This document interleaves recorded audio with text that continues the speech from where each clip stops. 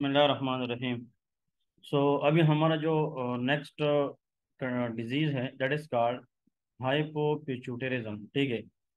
इसका मतलब होता है under secretion of pituitary hormone. इसका मतलब यह है कि अगर पिट्यूटरी हार्मोन की जो लेवल है वो नॉर्मल से कम हो जाए, इसको हम हाइपोपिट्यूटेरिज्म कहते हैं। It is due to non secreting pituitary adenoma and craniopharyngioma. ये जो क्रेनियोफेरिंजियोमा जो है, it is actually localise aggressive cancer. एक तो ये लोकलाइज है, और दूसरी बात एग्रेसिव कैंसर है जो पिट्यूटरी ग्लैंड्स के साथ स्टाक से, जो पिट्यूटरी स्टाक्स है उससे अराइज होता है, and that can compress pituitary gland as well।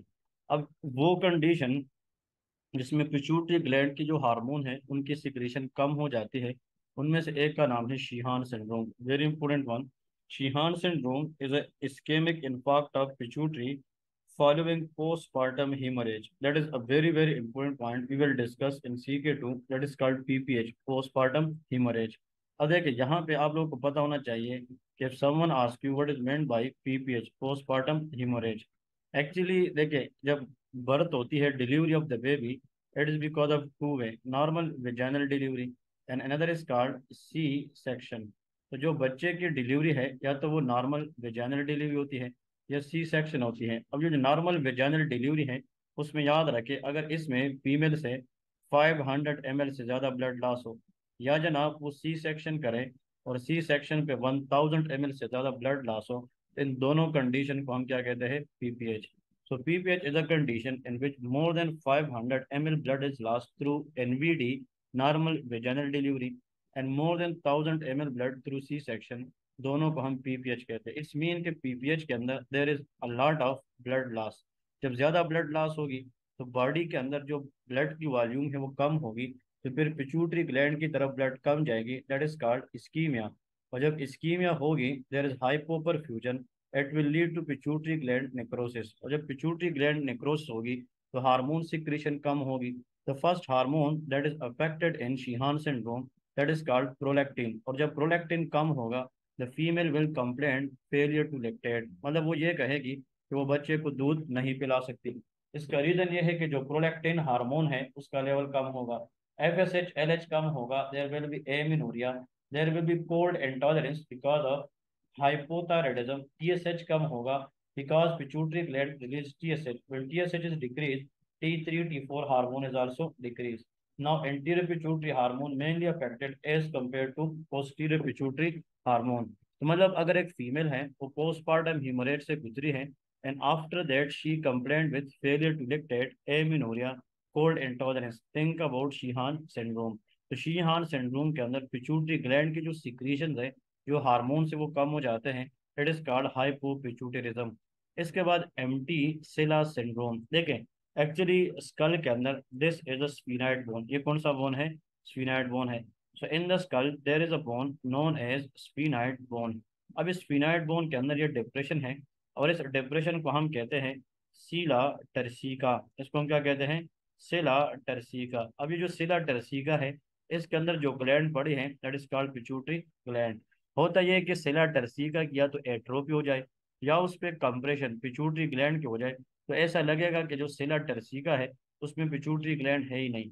इसीलिए इसको एम्प्टी सिला सिंड्रोम कहते हैं, and that is ऑफनली idiopathic but in seen in obese female along with idiopathic intracranial hypertension.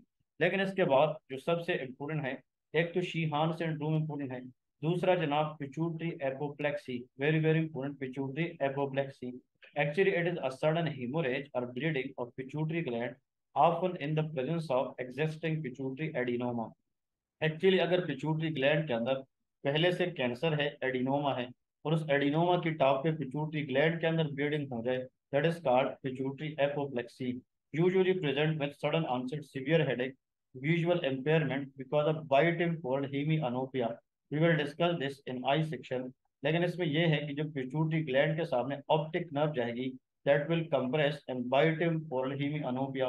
Diplopia mean double vision due to third nerve palsy and feature of hypopituitarism. Like brain injury के अंदर भी hypopituitarism. Radiation, कभी कभार हम brain radiation या skull radiation, मतलब brain के अंदर पैथोलॉजी कुछ और होती है, उस पैथोलॉजी को ट्रीट करने के लिए हम रेडियोथेरापी करते हैं। और जो रेडियोथेरापी है उसकी एक साइड इफेक्ट यह है कि वो पिट्यूटरी ग्लैंड को डैमेज करती है, कैन काज हाइपोपिट्यूटरिज्म। इसके बाद अगर हाइपोपिट्यूटरिज्म का किसी भी वजह से हो, चाहे शिहान सिंड्रोम हो, एम्प्टी सेला सिंड्रोम हो, या पिट्यूटरी एपोप्लेक्सी हो, इन सब के अंदर पिट्यूटरी हार्मोन की जो सिक्रीशन है वो काफी हद तक कम हो जाती है। तो उसकी जो मेन स्टेट ट्रीटमेंट है वो HRT है, hormone replacement therapy, specially with glucocorticoid, thyroxine, sex steroids, and growth hormone. So we should release and we should give these hormones from outside to overcome this problem. So these are the most important point you people must know for hypopituitarism. इसके बाद अब next condition की तरफ जाएंगे, and that condition is very very important to understand. That is called acromegaly. अब acromegaly जब हम start करेंगे तो प्लीज एवरीवन शुड नो, एक MCQ यहाँ से जरूर आएगी। एक्चुअली एक्रोमेगेली के अंदर there is excess growth hormone in adult. क्योंकि इसकी वजह यह है कि फॉर एग्जांपल देखिए, हम यहाँ पे ग्रोथ हार्मोन की अगर बात करें, अगर ग्रोथ हार्मोन की लेवल बढ़ जाती है, लेकिन इसमें आप लोगों ने एक चीज़ याद रखी, या तो वो जनाब चिल्ड्रन में ज़्यादा होगी, चिल्ड्रन में, या किस में ज़्यादा होगी, एडल्ट में। तो please remember, if growth hormone is high in adult, condition is called acromegaly. अभी जो हम डिस्कस करने जा रहे हैं दैट इज कॉल्ड एक्रोमेगेली। लेकिन अगर ग्रोथ हार्मोन की लेवल बढ़ जाए चिल्ड्रन के अंदर, तो इनको हम कहते हैं gigantism, that is called of gigantism. So gigantism is increase in growth hormone in children, but adult के अंदर ग्रोथ हार्मोन बढ़ने को हम क्या कहते हैं, that is known as acromegaly. So acromegaly में excess growth hormone in adult typically caused by pituitary adenoma. So the likely cause of acromegaly, that is called pituitary adenoma. अब यहाँ पे देखे स्पेशली फाइंडिंग ये है जब ग्रोथ हार्मोन, अब थोड़ा सा मैं डिस्कस करने जाऊंगा। एक बात हमने की थी, एक कंडीशन है जिसका नाम है जाइगेंटिज्म। जाइगेंटिज्म के अंदर ग्रोथ हार्मोन प्यूबर्टी से पहले ज्यादा होगी चिल्ड्रन में, और एक्रोमेगेली में ग्रोथ हार्मोन प्यूबर्टी के बाद या एडल्ट में ज्यादा होगी। दोनों में फर्क यह है कि जाइगेंटिज्म के अंदर जो ग्रोथ हार्मोन है वो लेंथ वाइज बोन को बढ़ाएगी, और एक्रोमेगेली के अंदर ब्रेथ वाइज बोन की इंक्रीज होगी। तो उनमें यह फर्क है जिसकी वजह से देयर विल बी लार्ज टंग। अब मैक्रोग्लोसिया, फ्रंटल बोसिंग, ये जो हमारे हेड, फोर हेड है, इसकी जो बोन है वो बाहर की तरफ आएगी, और उसकी वजह से facial feature that will be coarsening, and that is known as abnormal facial appearance, deep voice, diaphoresis mean excessive sweating, hypertrophic arthropathy, क्योंकि एक्चुअली बोन ग्रोथ की वजह से there will be joint problem, an impaired glucose tolerance, क्योंकि insulin resistance कराता है, as we discuss before that acromegaly can leads to diabetogenic hormone, इसलिए ये hyperglycaemia कराता है। तो जब ग्रोथ हार्मोन बढ़ता है ये इंसुलिन को अपनी रजिस्टर मतलब रिसेप्टर पे काम करने नहीं देता। when insulin is not working glucose will be high। तो अगर ग्लूकोज पहले से ज्यादा है तो बंदा मजीद ग्लूकोज को टॉलरेट नहीं करेगा, इसलिए a patient of acromegaly has impaired glucose tolerance. Hypertension भी हो सकता है, left ventricular heart left ventricle hypertrophy, heart failure, preserved ejection fraction, which is the most common cause of death in acromegaly। Actually अब होता यह है कि जब ग्रोथ हार्मोन बॉडी में बढ़ता है, तो भी ऑलरेडी डिस्कस, कुछ ग्रोथ हार्मोन जाकर अपनी शक्ल में बोन पे काम करते हैं, और कुछ ग्रोथ हार्मोन लीवर में जाके अपने आप से एक प्रोडक्ट बनाती है, एक प्रोटीन बनाती है जिसको हम IGF-1 कहते हैं, that is called insulin like growth factor 1। तो जितना ग्रोथ हार्मोन ज्यादा होगा, एक्सेस होगा, उतना IGF-1 भी ज्यादा बनेगा। तो there is increase IGF-1, number one. Normally अगर फॉर एग्जांपल देखिए, ग्रोथ हार्मोन का काम ग्लूकोज बढ़ाना है, लेकिन अगर आप ग्लूकोज बढ़ा हुआ है तो ग्रोथ हार्मोन को नहीं बढ़ना चाहिए। मैं एक सिंपल सी मिसाल दे रहा हूँ कि growth hormone is high, it's mean कि ग्लूकोज भी हाई होगी, क्योंकि इसका मतलब यह है, मैं यहाँ पे इसको इस तरह समझाने की कोशिश करूंगा कि ग्लूकोज हार अगर कम है तो इसको इंक्रीज करने के लिए, बढ़ाने के लिए क्या आएगा, ग्रोथ हार्मोन। तो अगर आप ग्रोथ हार्मोन देंगे, इसका काम क्या है, ग्लूकोज बढ़ाना है। तो अगर for example the most important thing, अगर आप बाहर से ग्लूकोज देंगे तो ग्रोथ हार्मोन को तो नहीं बढ़ना चाहिए, क्योंकि ग्रोथ हार्मोन तब बढ़ता है जब ग्लूकोज कम है। बट अगर आप बाहर से ग्लूकोज देंगे, बाहर से आप ग्लूकोज देंगे और आप सीरम ग्लूकोज वैसे बढ़ा रहे हैं, तो ग्रोथ हार्मोन को कम होना चाहिए। लेकिन एक्रोमेगेली में there is a failure to suppress serum growth hormone following oral glucose tolerance test। And this question I face a lot of exam question Which of the following is the most important diagnostic investigation for acromegaly? Serum growth hormone will not suppress if we give oral glucose from the outside. फिर pituitary मास को देखने के लिए हम brain MRI करेंगे, क्योंकि the most likely cause of acromegaly is pituitary adenoma. अगर adenoma है, उसकी ट्रीटमेंट ये है कि हम रिसेक्शन करेंगे, रिमूव करेंगे। If not cured then treat with octreotide which is a somatostatin analog, and this will inhibit the release of growth hormone। Actually जो सोमेटोस्टेटिन एनालॉग है अक्टीरियोटाइड, ये ग्रोथ हार्मोन की रिलीज को इनहिबिट करती है। इसके बाद दैट इज कॉल्ड पेगवीसोमांड। ये जो पेगवीसोमांड है ये ग्रोथ हार्मोन को रिसेप्टर पे काम करने से रोकता है, that is growth hormone receptor antagonist. And dopamine agonist देंगे, दैट इज कॉल्ड केबरगुलिन। ये हम प्रोलैक्टिनोमा भी देते हैं। लेकिन यहाँ पे एक चीज उन लोगों ने साइड पे जरूर लिखी है कि increase growth hormone in children, that is called gigantism, and there is increased linear growth due to unopposed epiphysis। इसका मतलब ये है कि जो बोन है उनकी जो एंड्स है, या जो बोन के अंदर ग्रोथ कार्टिलेज है, it is fuse after puberty. तो अगर जाइगेंटिज्म है, बच्चों में ग्रोथ हार्मोन ज्यादा है, तो वो यूजुअल से हाइट में ज्यादा होते हैं, उनमें जो बोन की ग्रोथ है वो लेंथ वाइज है। लेकिन अगर वो आफ्टर प्यूबर्टी है तो उसमें जो बोन है वो लेंथ वाइज तो ग्रो नहीं करेगी, बस में बोन जो है वो विड्थ वाइज ग्रो करेगी। उनको हम फिर एक्रोमेगेली कहते हैं। So I hope this statement make sense. अभी हम नेक्स्ट की तरफ जाएंगे।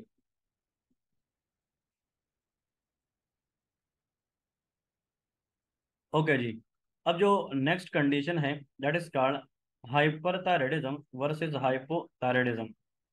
एक्चुअली जो हाइपोथायराइडिज्म होता है, इसमें याद रखें there is decrease T3 and T4, और जो हाइपरथायराइडिज्म है उसमें there is increase T3 and T4। Actually इसकी जो मेटाबॉलिक फीचर है दैट इज कोल्ड एंटोजरेंस, जहाँ पे मैं स्टार लगाता हूँ इम्पोर्टेंट है। Sweating come and there is weight gain, because there is, मैं अभी आप लोगों को बताऊंगा कि एक्चुअली इसमें कॉन्स्टिपेशन होता है। Decrease basal metabolic rate, decrease calorigenesis, hyponatraemia, decrease free water clearance. इसका मतलब यह है कि these patient develop the most important if you want to take from here two thing, weight gain and cold intolerance. आखिर में बता रहा हूँ कि इनको हम कैसे समाप्त करेंगे। इसका अपोजिट ले लें, हीट एंटोजेनेस एंड वेट लॉस, ये दोनों इंपोर्टेंट हैं। अब आगे डिस्कस करते हैं कि मतलब क्या है। देखिए इस पूरे स्टेटमेंट का मतलब यह है कि जितना T3 T4 ज्यादा होगी, बेसल मेटाबॉलिक रेट जो बीएमआर है वो भी ज्यादा होगी। When BMR is high, sweating will be there, क्योंकि तोड़ फोड़ ज्यादा होगी, मेटाबॉलिज्म होगी, स्वेटिंग होगी।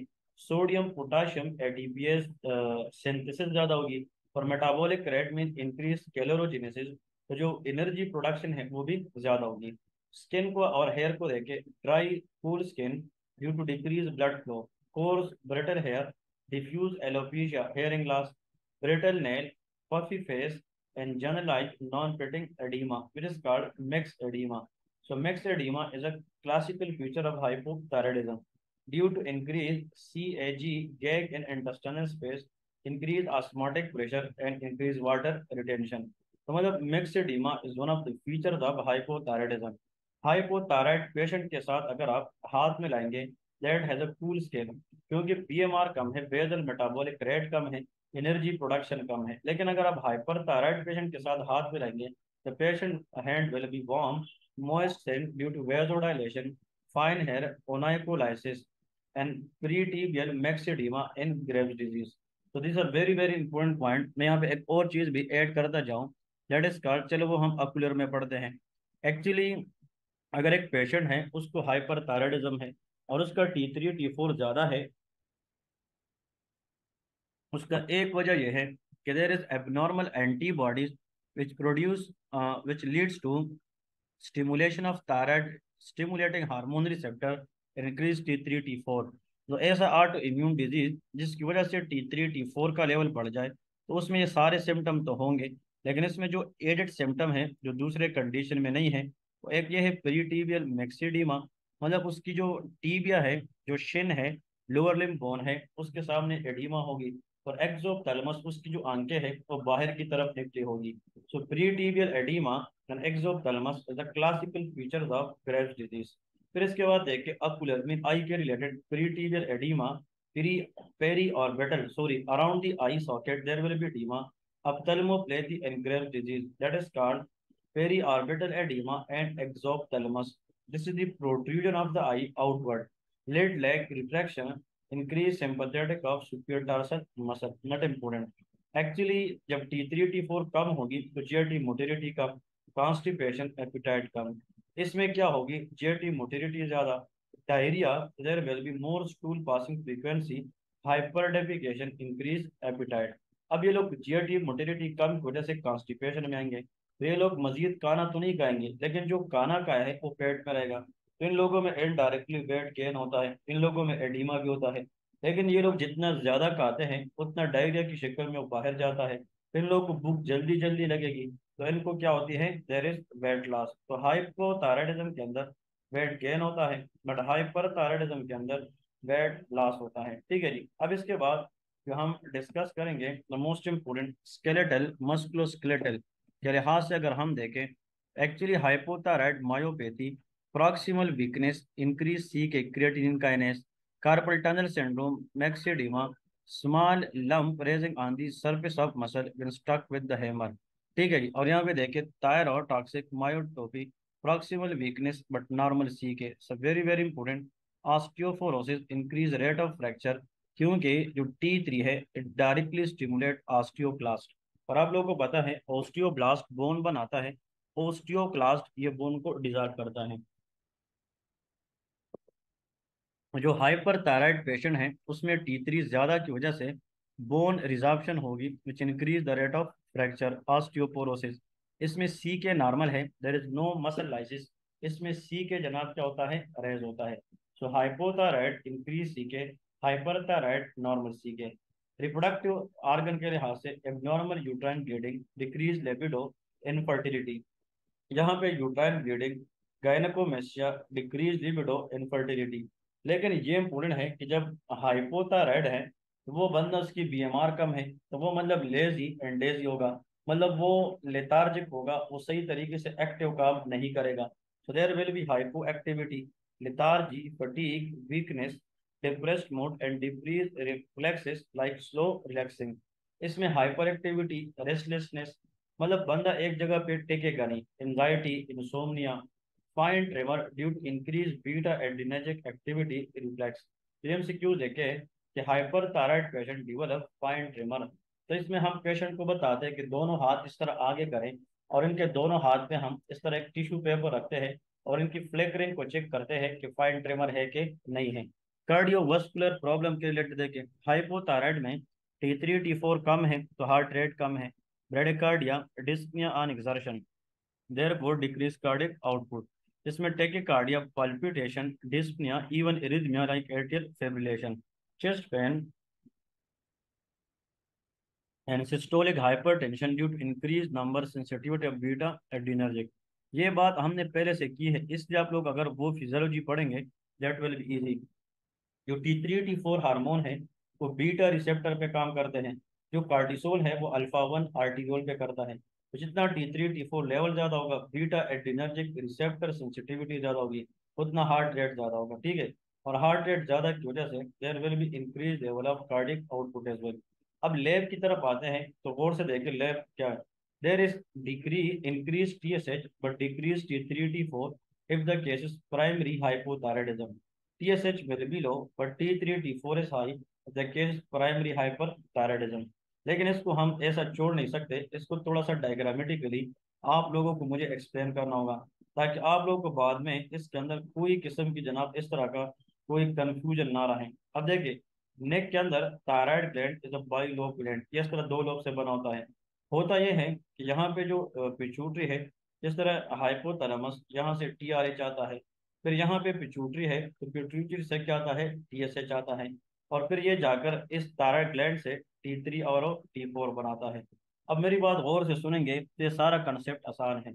अगर देर इज पैथोलॉजी, अब there is any pathology which affecting the thyroid gland, जो इस ग्लैंड के अंदर है, जिसकी वजह से T3 T4 कम हो जाए, तो if the gland problem decrease T3 T4, that is primary hypothyroidism, तो नेगेटिव फीडबैक जाएगी और ये TSH की रिलीज को क्या करेगी, बढ़ाएगी। So when free T3 T4 is decrease, तो negative feedback will goes and increase the TSH। जैसे प्राइमरी हाइपोथायराइडिज्म, अगर पिट्यूटरी ग्लैंड के अंदर मसला है जिसकी वजह से टीएसएच कम आ जाए, तो टीएसएच कम तो T3 T4 भी कम। तो अब प्रॉब्लम तो ग्लैंड में नहीं है, पिट्यूटरी में है। तो TSH come, T3 T4 come, that is secondary hypothyroidism, ठीक है जी। और जो थायराइड हार्मोन है ये क्या करते हैं, for example it excrete cholesterol outside of the body. But hypothyroidism के अंदर क्या होता है, hypercholesterolaemia you decrease LDL receptor expression. ये एलडीएल की रिसेप्टर को एक्सप्रेस करती है T3 T4, ताकि एक्सेस कोलेस्ट्रॉल बॉडी से बाहर निकाले। बट हाइपोथायराइडिज्म में cholesterol level will remain in the blood high because due to decrease expression of LDL receptor. और यहाँ पे लेके डिक्रीज एलडीएल, क्योंकि यहाँ पे एलडीएल कम होगी, एचडीएल मतलब ज्यादा होगी, एंड टोटल कोलेस्ट्रॉल भी कम हो जाएगी। तो these all are the very very important point between to differentiate hyperthyroidism from the hypothyroidism. इसमें हम हाइपर और हाइपोथायराइडिज्म को ये अभी हमारे पास क्या कर रहे हैं, ये डिफरेंशिएट करेंगे। देखें, हमने कहा था जो हाइपोथायराइडिज्म है ये चीज आप लोगों ने नहीं भूलना, द मोस्ट इम्पोर्टेंट वन, इसमें ओनाइकोलाइसिस होता है। जितना बीएमआर ज्यादा होगा हाइपरथायराइडिज्म में, the nail become very very brittle and very very weak. इसमें लाइन नजर आती है, इसका मतलब यह है these are called onycholysis, it's mean the nail will easy to break. अब यहाँ पे देखिए, this is the lower limb और ये टीबिया है। टीबिया के सामने ये जो चीज नजर आ रही है, फॉर एग्जांपल ये हमारे पास क्या है, फॉर एग्जांपल इधर इसको अगर हम देखते हैं, द मोस्ट इम्पोर्टेंट कि एक्चुअली जो टीबिया है उसमें जो मोस्ट इम्पोर्टेंट पॉइंट है उसमें, यहाँ पे एक चीज मैं आप लोगों को दिखाता चलूँ कि जो हाइपर और हाइपोथायराइड पेशेंट थे उसमें हमने ये बताया था, क्योंकि जो हाइपर थायराइड पेशेंट है उसमें हमने दो चीजें डिस्कस करनी थी। One is pre tibial oedema and another is what, another is called pre tibial oedema and exophthalmos. ये प्री टीबियल एडीमा है, ठीक है। और ये मिक्स्ड एडीमा है। Myxoedema mean puffiness around the eye, peri orbital oedema है।